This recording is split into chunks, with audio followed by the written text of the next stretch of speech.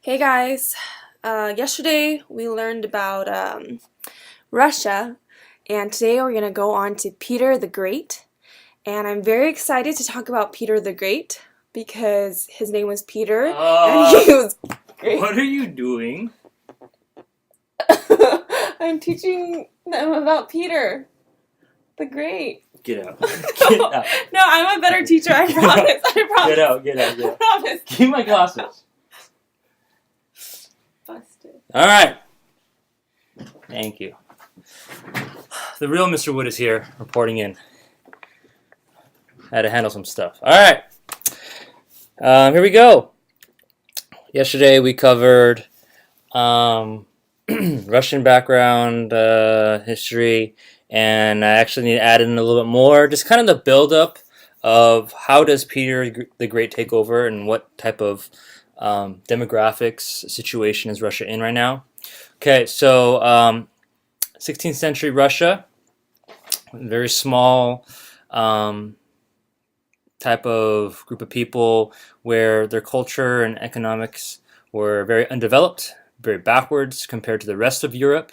In 17th century Russia, you're basically going to have a bunch of different Slavic peoples, and we talked about how that was their ethnicity. There's different groups. Okay, so I'm going to cover some of them really quickly. So you have the Great Russians, who are the Muscovites. They are mainly the people that we are talking about, coming from the Principality of Moscow, and much of their attention and energy was focused eastward, because to the west of them, Sweden and the Ottoman Empire were too strong, and many of these Muscovite settlers would go towards Siberia, north and east, and by the 1630s, they began settling in and establishing towns. The thing is, in 1630s, if we talk about what's happening in England and with the Dutch, they're in America already setting up colonies. So they're totally behind at this point, and they kind of will be so up until Peter the Great, which is going to make a huge difference for Russia. So you have the White Russians, okay, the White Russians and the Little Russians. Okay, the White Russians are the Belarus people who are today. There is a country called Belarus, and you have the Ukrainians. We have Ukraine now, and so they are a mixed group of people in terms of the Russian territory of that country, but they are all ethnic groups that are originally Slavic of origin. So you have basically west of Muscovy and southwest of Muscovy is where the White Russians and Little Russians are. And let's see, get down to this. All right, so okay. So Russia was more oriented towards Asia because we talked about their Mongol rule. The women culturally were often secluded and required to wear veils over their heads, and men, their appearance were very different. They had long beards and they wore skirts, and their customs were not anything like Western Europe. And so they have a culture of being a society with drunkenness, and at the same time, they are still very much tied to the Russian Orthodox Church, and they were into certain superstitions, and violence was still around. Murder and torture was very accepted, and it was very extreme as well. So the society also looked a lot like feudalism with manors and serfs, and that's actually going to grow more and more. As far as the church, they feared Western influences. They saw a lot of the discoveries that were going on as very sinful, and if you were to predict a lot of astronomy astrological things. They saw it as dealing with like dark magic and yes, very conservative, very traditional, where the church's interest is really invested in the figurehead of the Orthodox Church, which was now the Tsar. And so after, especially after the fall of Constantinople, the Turks um, taking over Constantinople, Russia is kind of seen as, we talked about this, Moscow is seen as that the holy place of where Orthodox Christianity will remain and grow. And as there were reforms that were going on in the church, you have people that are not for that, and this group is called the Old Believers, and they are mainly peasants. They were holding on to a lot of their kind of old traditions, very fanatical. Um, they did not like authority changing and messing with the church, and they felt that the state is kind of like oppressing them in terms of their beliefs. Um, so the church did not like the agenda of Peter the Great in terms of modernizing Russia, and because Peter the Great actually would secularize Russia a lot under his rule. As far as peasants, they had been free in Eastern Europe and in Russia, but eventually that would all change and serfdom would be established. Where in Eastern Europe you have an abundance of land, and so um, landowners need to secure the labor, making sure that they do not run away, and so the Tsar approved of some laws for these landowners to put in place in case the serf is running away as a fugitive. So especially in the time of troubles, we talked about that yesterday. They would run away from the whole situation because of the rebellion and anarchy. These laws made Russia look like a slave plantation, right? So slave plantation, you guys know from like American history that they had no choice and they had to just work on the farm, work on the plantation, and yeah, they are basically bound to the land. Okay, so in 1646, there's a law that registered peasants to the land, and by 1675, you have the ability for these lords to sell peasants without the land, so they can be separated. So now these peasants or these serfs are like possessions, right? They're slaves, so they're no longer really being bound because they can just be sold as a commodity. Okay, so there's going to be that loss of freedom for the serfs, and then they're going to rebel a little bit, and eventually, with these rebellions, right, they're going to suppress it and control these serfs even more.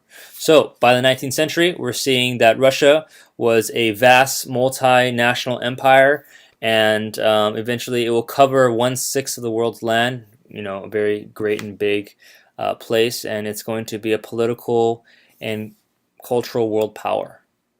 All right, so let's talk about Peter the Great. He's known for modernizing Russia. That's what makes him so great. His vision to transform Russia was successful. Okay, and we're going to go through the details of that.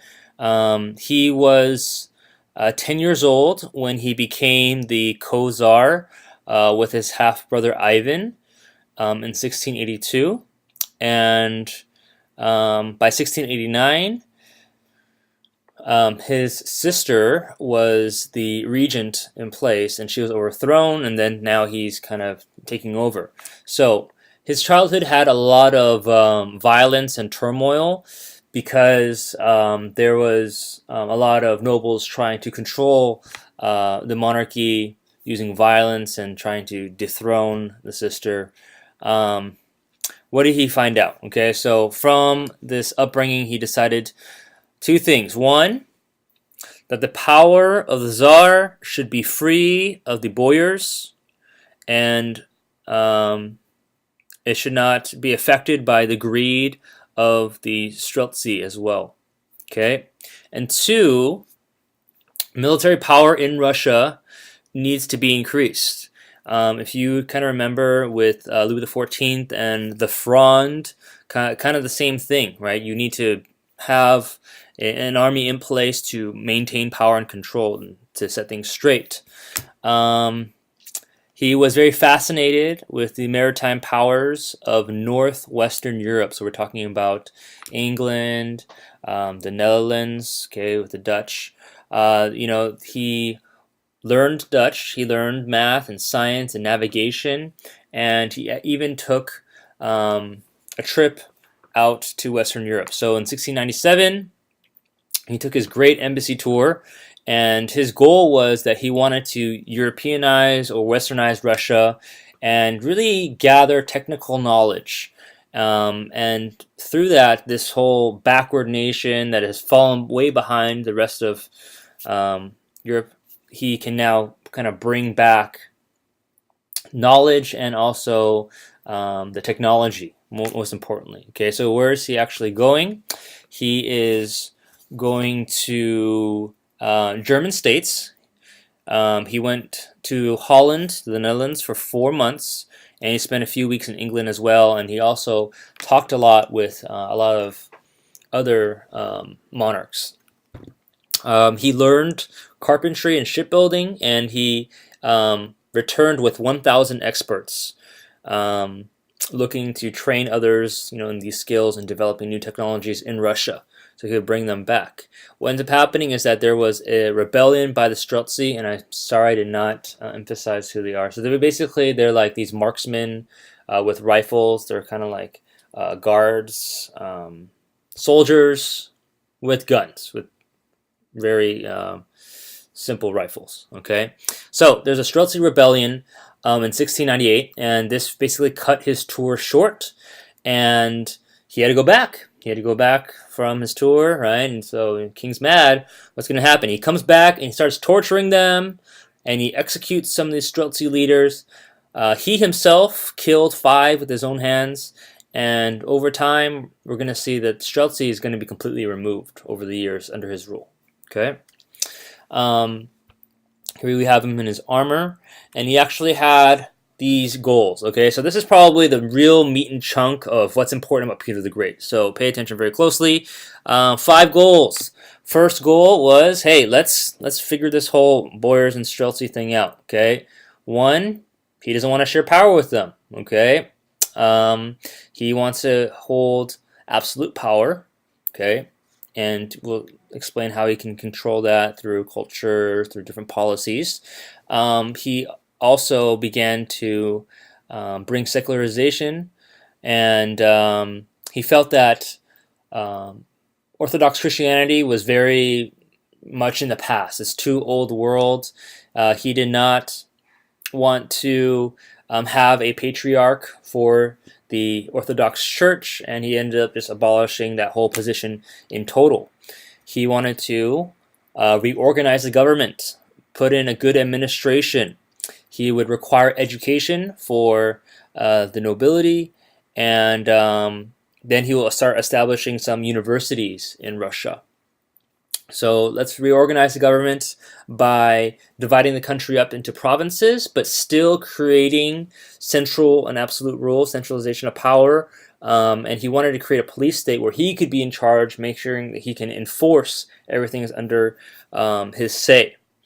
Landowners are required to serve in offices. So 2/3 of landowners are going to serve in a military position, or you can choose to be in the civil position, which is 1/3 of landowners.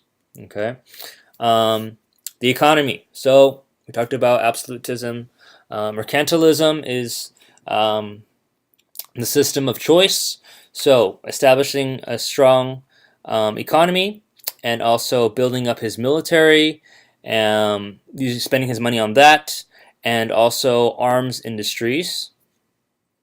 He actually spent 80% of the country's money budget for for the military. Okay, so in 1701 to 1708, for 7 years, right, 80% of the money is going to his military. So he had reasons as why to build a military. Okay, pretty obviously. One was that you have an army, so you can defend from foreign invasion, right? So you bring security. Before Peter the Great, the Poles to the west of them, the Swedes and the Turks, they all were a threat to Russia.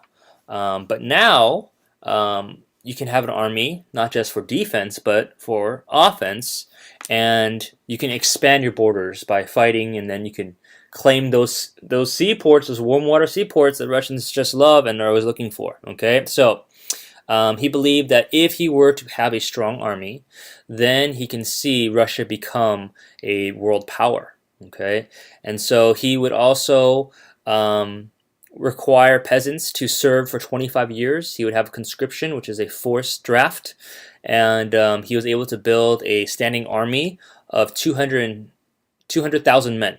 Okay, and so he begins bringing in a lot of the military types of organization that Western Europe had, with uniforms and organized into regiments. Okay, because this is going to actually matter and pay off later when he goes to war. All right, so his personality, he's very crude. He's a rude ruler. He likes to horse around, goof off, right? But he'd be very offensive too.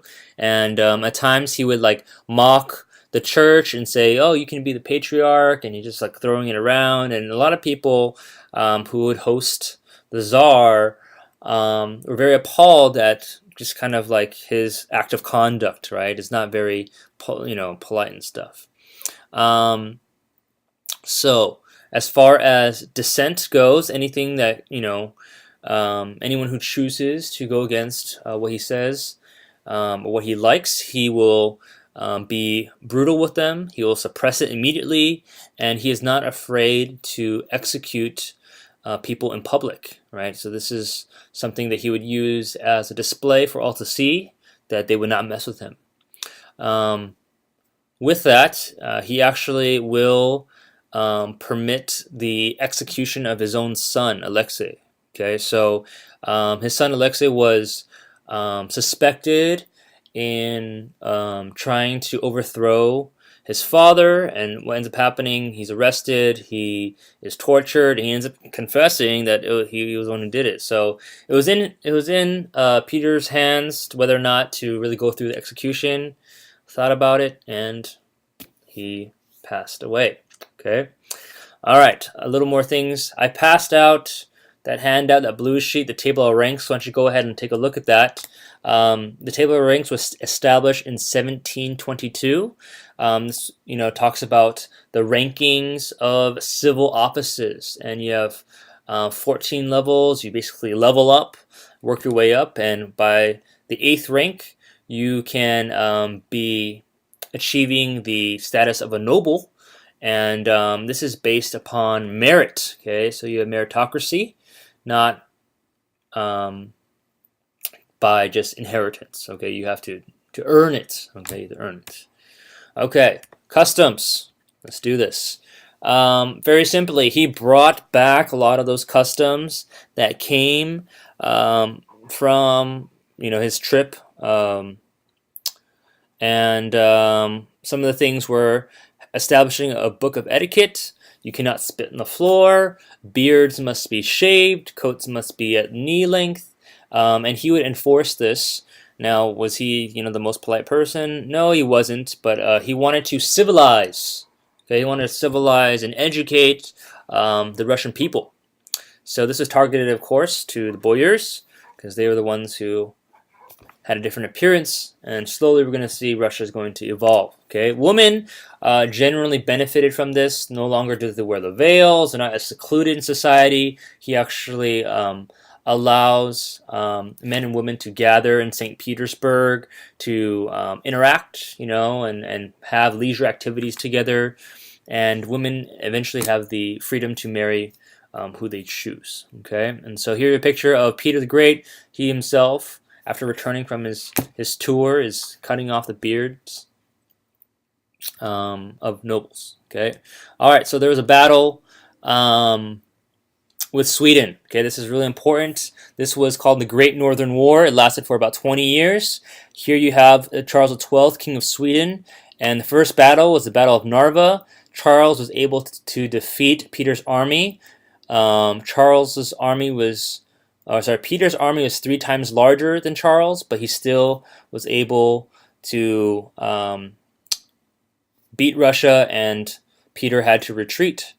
Okay, then Charles would invade Russia in 1709, and what ends up happening is that Peter was able to get the Swedish army in the plains, right, open plains, where the winter was very harsh, and then that actually was wearing down the Swedish army, and then they lost the Battle of Poltava, as you guys have learned before, with Napoleon and with Hitler. They could not withstand the harsh, cold winters of Russia. So, significance of the Great Northern War is, well, there's a shift in power now. Okay, Sweden's days of being stronger than Russia has now turned the tide, and Peter has now won its warm water port on the Baltic Sea. So this is a huge bonus for them. And there was a treaty signed in 1721, and through the Great Northern War, we can see that Russia is now becoming more of an imperial state with its army and strength. Okay, here you have Peter at the Battle of Poltava. And last few things. Okay, so you have St. Petersburg, created in 1703. He named it after his favorite patron saint, Peter, which is his name as well. And he saw that St. Petersburg is going to be the window to the west, that you can look out and see Europe. And he would build it like Versailles, and very grand. The architecture is very European. Okay, it's not like Russian, and this became the capital of Russia. Okay, it's not until later with the Russian Revolution and then the 1900s with Lenin that would change. But as he treated this like Versailles, many nobles were required to build houses and live there. Okay, and so he had this vision. As you see this picture here, he's looking off into the Baltic and envisioning St. Petersburg, and he wants it to be modern. He wants it to be a powerful place where it represents order and rationality. Okay, the layout of it, a symbol of the new Russia facing Europe. Okay. The layout of the city was very rational, and where you have lines and squares and triangles and grids, and it's very, very formal. Okay, so as you can see in the map, St. Petersburg is at the very western part. Okay, and it's off of an island peninsula. Island of Neva here is where this is kind of a layout of it. Here's a picture of Peter the Great supervising the building. Okay, this is a modern day picture of St. Petersburg, and here are some images of the architecture. Okay, so it's nothing like what Russia looks like. I mean, it looks a lot like Western Europe, France, Switzerland, even Italy. Okay, all right, let's wrap this up. So Peter was a model as an energetic and ruthless ruler. He would change the nation, and he rules with absolute power. He successfully transforms Russia into a powerful empire, and he changed it how it looked culturally, with the dress and appearance as well. But I think more importantly, a lot of the policies that he instituted brought a greater disparity, a greater gap between the nobles and the peasants. And millions of serfs are going to be exploited, and it's going to cause this really separated people where they don't really feel like they're part of this whole movement that Peter's bringing them through, of being civilized and stuff. So serfdom is going to be even stronger, and it's just going to be making Russia a country of haves and have-nots. Those that own land, are educated, live a good life, and then you have those that are just suffering, that are way poor and struggling in life. Okay, and only the upper classes are the ones who are receiving all these things. All right, I think we're good. I'll see you guys tomorrow.